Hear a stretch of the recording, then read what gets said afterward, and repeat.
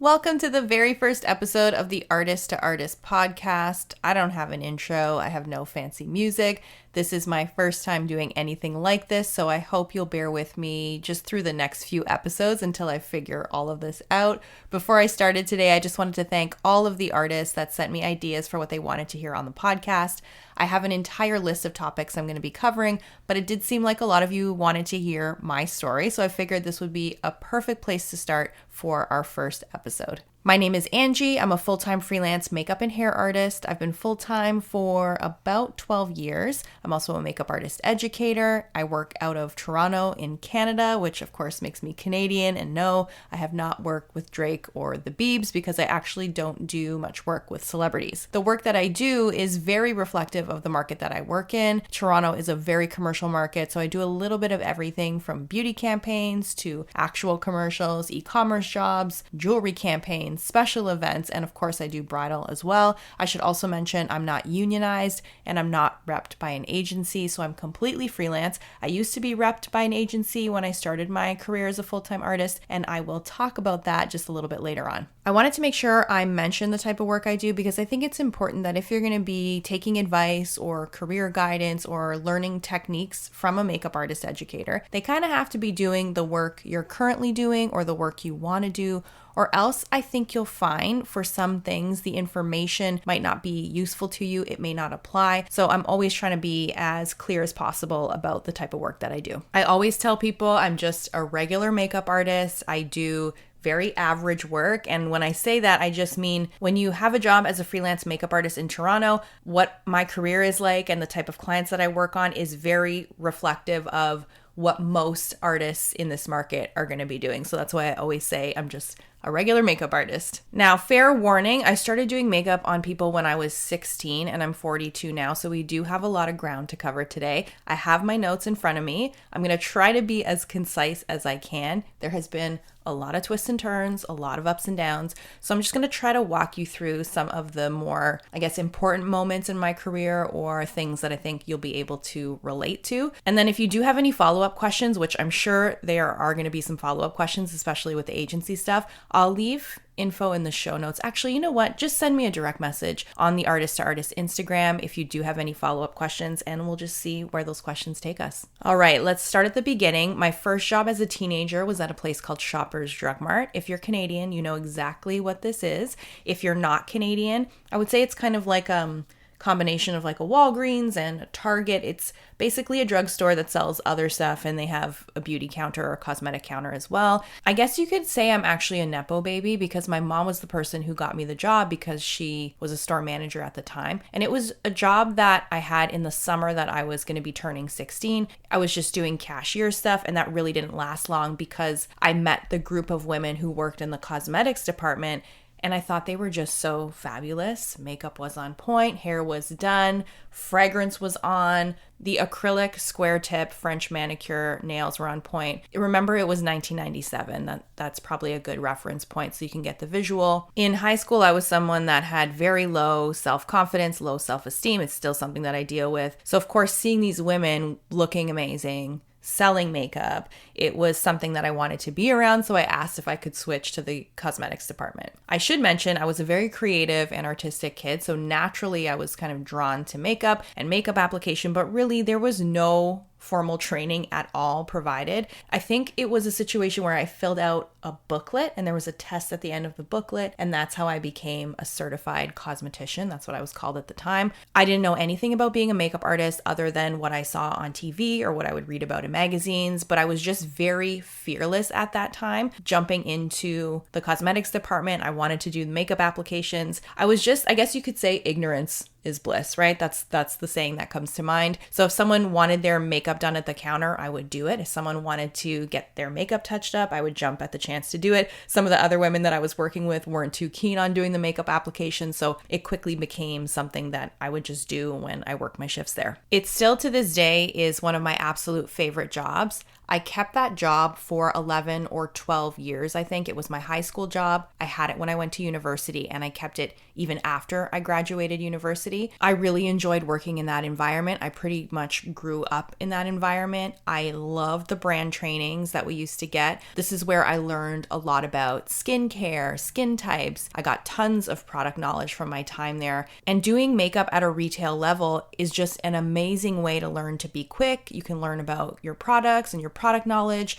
You get to work with different skin types, different skin tones, different ages. So that was really where I got my foundational training. I actually didn't have any formal training in makeup artistry until way later in my career when I took a special effects course. It was just an out-of-kit effects course at a college, and I will talk to you about that a little later, why I ended up doing that. But other than Shoppers Drug Mart, I really had no formal training in makeup artistry at all. I did end up going to university and graduating. I studied English and art history, and I used my Shoppers Drug Mart job to pay for school. I also started freelancing part-time when I was about 19 or 20. Because I met so many different people from working in retail, I started getting clients for special event makeups, things like that. And I just remember thinking to myself, wow, it's really cool that people want to pay me to do makeup. But I never really thought of it as more than just a way to get some extra cash to pay for school. I also started doing weddings in my early 20s, which when I think about that now, was so insane. I had no idea what I was doing. Even just from a business perspective, it was pretty crazy. My first wedding ever was an Indian wedding, just so you can get the full picture. I was so fearless back then. I wish I still had some of that now. I'm definitely not in the same state of mind. I didn't have a mentor. I didn't have a teacher. I didn't have anyone telling me what this job was all about. I didn't even know anybody else that was working as a makeup artist. So I was very much going through all of this on my own, figuring it out, just screwing up, making tons of mistakes. And things were like that for me for a really long time. Once I graduated university, I started a period of my life where I just had a bunch of different jobs because I never was very happy with any of the jobs that I had. And I'm sure there's a lot of you listening to this right now who are feeling the same way. And that's because at the time I didn't realize I was a creative. I didn't realize I wanted to be an entrepreneur. Having a business as a makeup artist was just not on my radar. Also, remember, I was working full time. I was balancing Shoppers Drug Mart and freelancing. So for a good number of years, I was working 6 or 7 days a week. I was working in the evenings on holidays. Fast forward to my very last full-time job, which I had around the age of 25 or 26, I was doing administrative work for a marketing company, and I had the opportunity to work with a bunch of creatives and freelancers, and I was just around people who were showing up every day to work. They were so happy about what they were doing, and the more time I spent at this job, I started thinking about myself and what would make me happy, and I wanted to show up to work every day feeling like I was accomplishing something and not just punching the clock. I just started reflecting more on what I really wanted to do, what I enjoyed doing, and the only thing that kept coming up for me was makeup. I loved applying makeup. I loved the variety of jobs that I was doing. I just loved doing something from start to finish, the whole process of the makeup application. I loved being a makeup artist, but at that point in my life, even though I did have clients and I was doing makeup kind of freelance and part-time, I didn't even really consider myself a makeup artist, but that's probably something we can talk about on another episode. I didn't have a solid plan. I just figured that if I wanted to think about going into makeup more seriously, I knew I had to have a better portfolio. So I started networking more, making more of an effort to meet different people, do creatives or TFPs, whatever you call them. And because of that, I also started getting more jobs. So I was using up all my vacation days and my sick days from my full-time job. And in this whole process, I think I'd mentioned to my hairstylist at the time that I was thinking about doing makeup more seriously. And he mentioned he had a client that was a makeup artist that was repped by a really well-known agency in Toronto and that he would connect us. I ended up getting an email address for a makeup artist named Sherry Stroh. You can look her up and I will link you to her Instagram in the show notes. I emailed Sherry. We had a little bit of back and forth and she agreed to meet me for coffee. And I think that's the moment where things started really changing for me. Sherry was a very experienced, very well-respected artist in the city, and she was agency rep. So when I met her for coffee, I was so excited. I was, of course, a little bit intimidated, a little bit nervous. I just had a bunch of questions for her about everything I could think of, and she was so generous with her knowledge. We talked about what it's like to work full-time as a makeup artist. She gave me feedback on my book. We talked about the types of jobs that she does, what I would have to improve on in my kit, what I would have to improve on in my portfolio. Sherry also mentioned that the agency she was repped with, they do open calls every week to meet new artists, and she said I should make an appointment, bring in my book, and that she would kind of give them the heads up that I would be emailing them. I emailed the agency. We scheduled a time to meet. I went in there with my book, and at this time it was an actual hard copy portfolio. You had to have all your photos printed. I think I met with 2 agents. I think it was 2. I was so nervous. I can barely remember how the meeting went, but I do remember what we talked about. And they asked me a little bit about my experience and where I had learned to do makeup. And they were fine with me being self-taught. And I had so much retail experience that actually worked in my favor. I also mentioned I had some pre-existing clients, so that looked good to the agency. And they just proceeded to kind of give me an assessment on my book. And I felt that their critiques of my book were very fair. They let me know I just needed better photos. I had to work with better photographers, better models. I had to show more hair focused shoots because at that time, my book did not show a lot of hairstyling. And to be working regularly in Toronto, and this is still the case, you need to do makeup and hair. So that's something that I needed to work on. And basically, the way we left the meeting was that I would keep them updated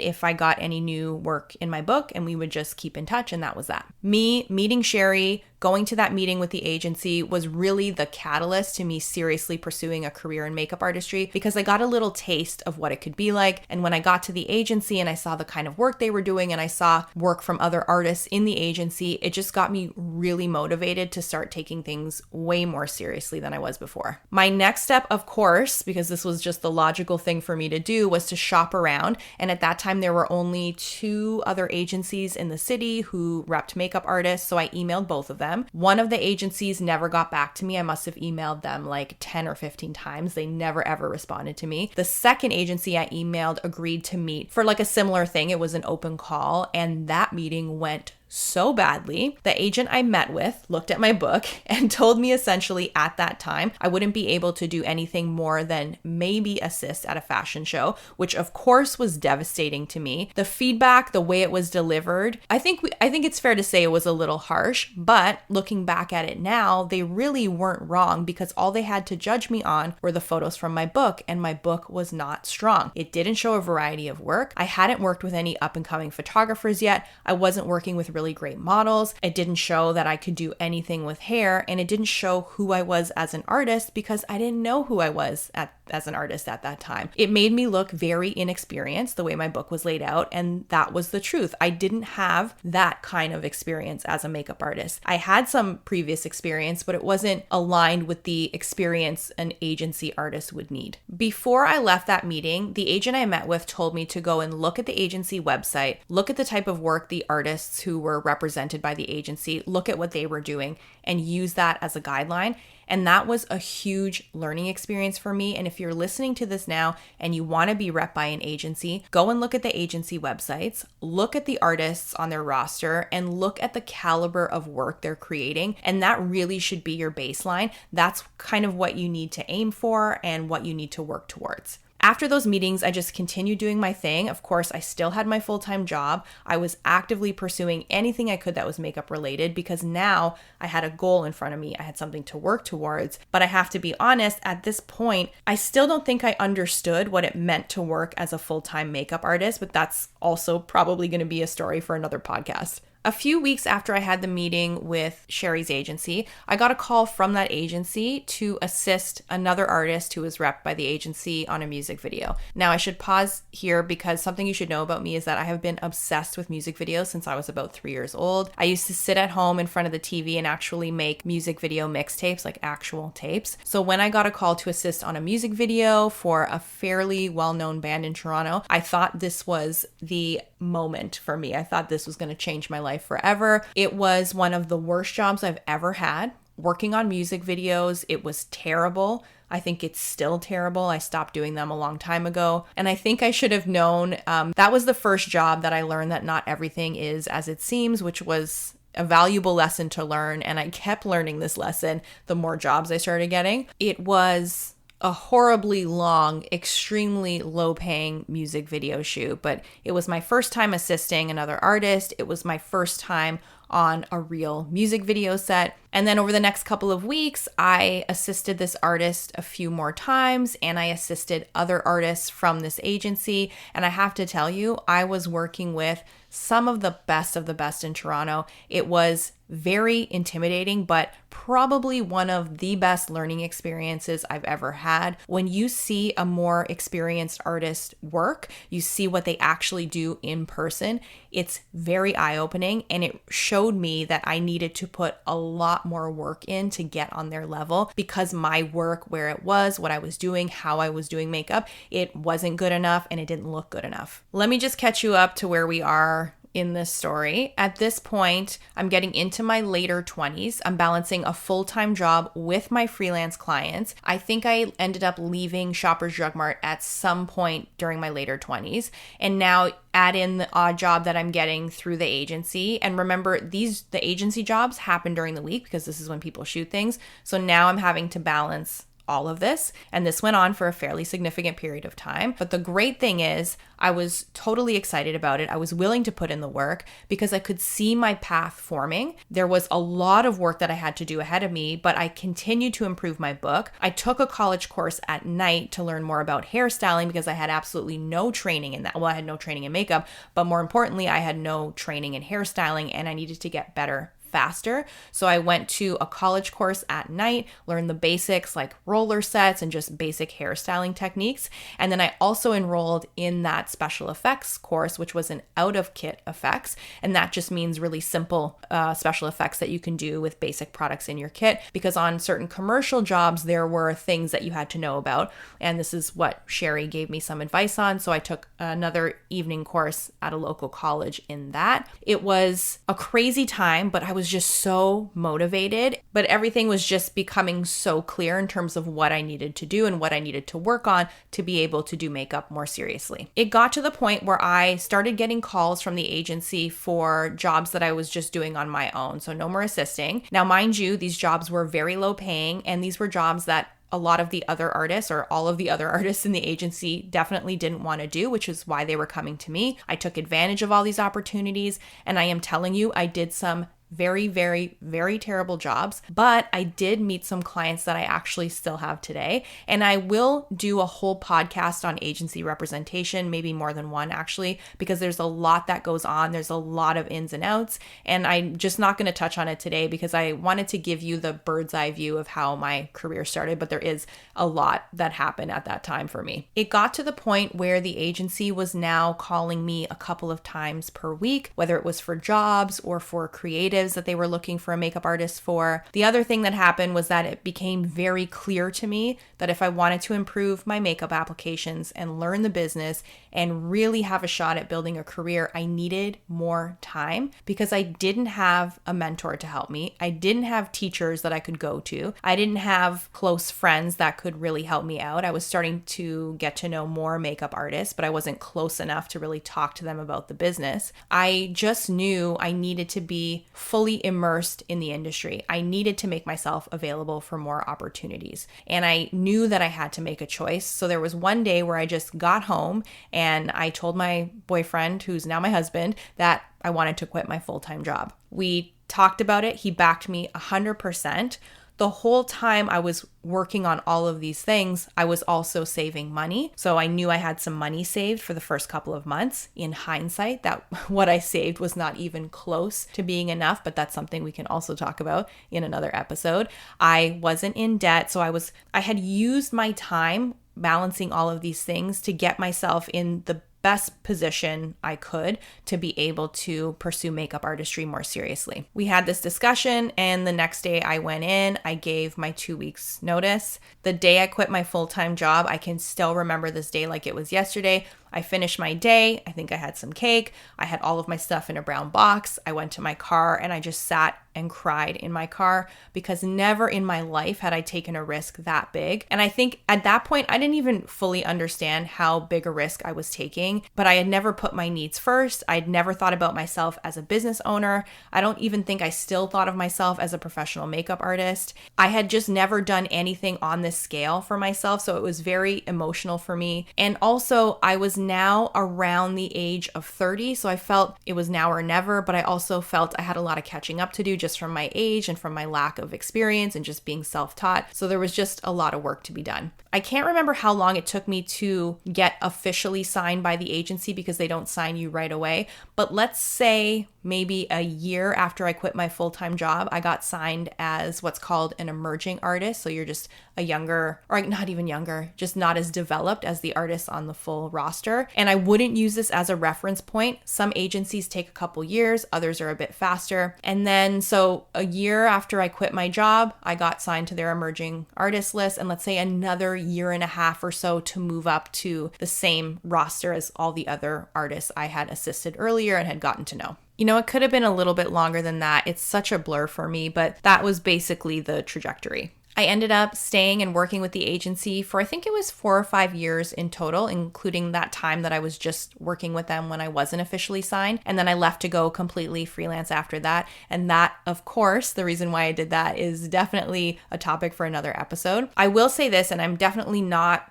unique in this. It's been a very long, difficult journey for me, just to give you some reference points because it took me such a long time to figure everything out. Once I quit my full-time job, it probably took me maybe 5 years after going full-time to build a somewhat regular client roster. I would say probably took me 7 or 8 years after I quit my full-time job to be able to earn enough where I could start spending a little extra on vacations, on things for myself, on upgrading my kit. I will also tell you it did take me a long time to really improve my makeup applications to get them on the level that everyone else was on. And it was just a matter of me doing repetitions, seeing my work on camera. So that took quite a long time as well. Regardless of how long this journey has been, how much of a struggle it's been, quitting my full-time job, becoming a makeup artist full-time is not something I have ever regretted. It's not an easy path. And I think the challenging thing is that all of us have a different journey and we all get to where we are in different ways. So if you took 10 makeup artists, put us in a room and asked everybody how they got to where they are, you're going to hear 10 different stories. So this can be very inspiring, but it can also be very frustrating because there is no clear path. There's no 10-step process you can take. So if you're listening and you're looking for that 5-step, 10-step process, you're looking to the key to unlock everything for yourself, it just doesn't really work like that. And all you really have to do is start moving in the direction that you want to go. And you also have to do everything all at once and just continue doing all the things to create opportunities for yourself, if that makes any sense. And as we get to know each other through these podcasts and the more content that I'm sharing to you on Artist to Artist, I think you will hear me say momentum is a very big thing. I will probably talk about this repeatedly. You need to create momentum. And what that means is that you need to keep moving forward. You have to stay busy. You have to continuously work to improve your skills, to expand your network, to improve your book, to post more on social. You are responsible for creating opportunities for yourself. Nobody owes you anything. And that's very much the truth behind all of this. The reason I had the opportunity to leave my full-time job to pursue makeup artistry full-time was because once I decided that's the direction that I wanted to go in, I did everything I could to move in that direction. So it does require a full commitment in order to be successful. Once I quit my job, this is actually when the real work started for me, going from a full-time well-paying job to making $0 for the first little while and not knowing when your next paycheck is going to arrive. It was a very difficult first few years, but I just kept doing the things that got me to that point initially. I went all in on everything. I said yes to everything. I met as many new people as I could. I did tons of creatives. I took any opportunity to improve my book that I could. And slowly over time, things just started happening where I started getting assisting jobs, and then it moved to getting my own jobs. And even though those jobs were terrible, I was starting to make money doing makeup. And then the rates for the jobs got a little higher and my clients started getting better. And then the number of clients that I had started to grow. And then there was kind of this domino effect. And here I am 12 years later talking to you on this podcast. From hearing my story, I hope you'll understand why I started Artist to Artist in the first place. It took me such a long time to learn how to do this job, how to figure it all out. It took me a long time to start making good money. And that's because this industry, it really is like the Wild West, and you need someone around you who's done it already to help guide you through, or else your journey is probably going to be longer and more challenging than it has to be. All of my content, webinars, courses, they exist because they contain the stuff I would have needed to learn or hear when I was trying to get into this and build my own career. That's really the perspective that I'm coming from with this. There's so many people competing to do the same job we want to do. There's so many ups and downs that you're not going to be prepared for. If I would have just known a few more artists when I was younger, this probably would have unfolded in a much different way. I think I maybe would have started working as an artist sooner. I would have gotten more training, more information. Even in those early years when I quit my full-time job, I think things would have been different for me if I just had more general knowledge about how everything goes. And if you've made it this far in this podcast, here's a plot twist for you. At the end of last year, I lost my biggest client. It's a client I've had for almost 10 years, and they made up, let's say, on average, about 40% of my income. So that was a huge hit to me. But this is the ups and downs that you go through in this industry. Having lost a client that large, this will happen a few times in your career. It's happening to me right now. So I've had to pivot. I've had to be resourceful, and I've had to lean back into the things that I was doing 12 years ago when I quit my full-time job to rebuild. And this is the cycle of being a makeup artist. This is the cycle of being a business owner. So we really are kind of all doing this together. And that is my story. I hope I didn't bore you with all of this information. I do want to talk more about agency representation. I also want to talk about what to expect in those first few years of pursuing your career as a makeup artist, because it is a critical time in your career. And I think with the right guidance and information and just the transparency and honesty that I can provide you about this industry, that will make things a little bit less challenging for you. And I think you'll just kind of understand more of what you can expect when you decide to work in this industry. But that is all this stuff we'll be covering on future podcasts. And since I haven't thought of anything cool to say to sign off, I guess I will just say I'll talk to you next week. Have a good one.